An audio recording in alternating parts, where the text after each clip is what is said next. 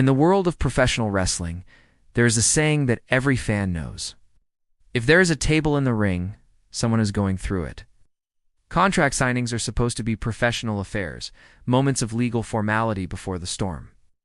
But in the electrifying universe of the WWE, contracts are rarely signed in ink.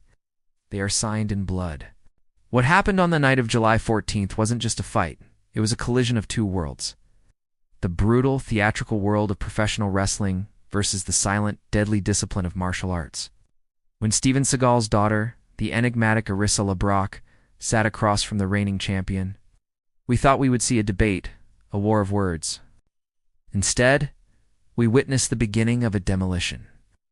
The stage was set. The tension was thick enough to cut with a knife.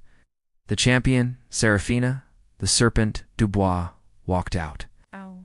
Draped in gold, arrogant, and dangerous.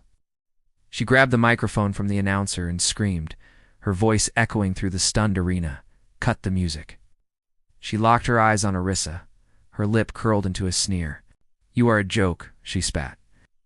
"Your father is old, a has-been, and you are just a pathetic little shadow.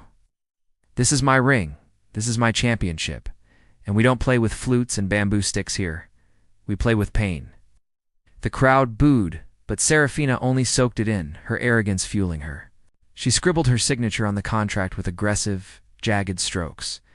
Then, she committed the ultimate sign of disrespect. She chewed on the end of the pen, a smirk playing on her lips, and spat it directly at Arisa's face.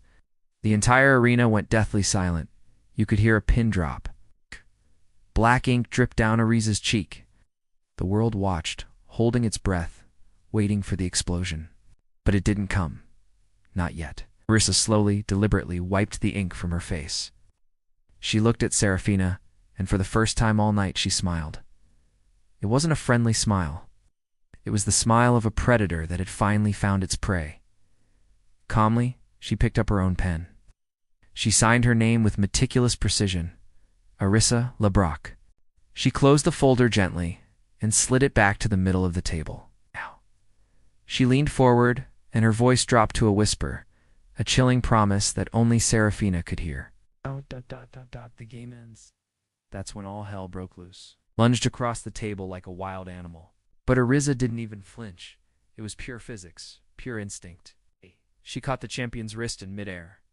She twisted the body, using Saraphina's own momentum against her, a palm strike to the chest that echoed like a gunshot.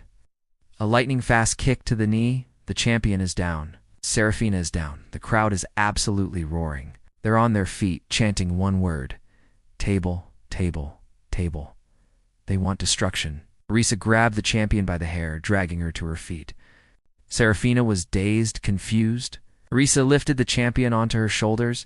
"This is it. This is the moment. Go to sleep." She drives her down with devastating force, powerbomb. Through the table. Oh my God. The wood exploded into 1,000 splinters. She broke her in half. The champion is laid out in the wreckage, motionless.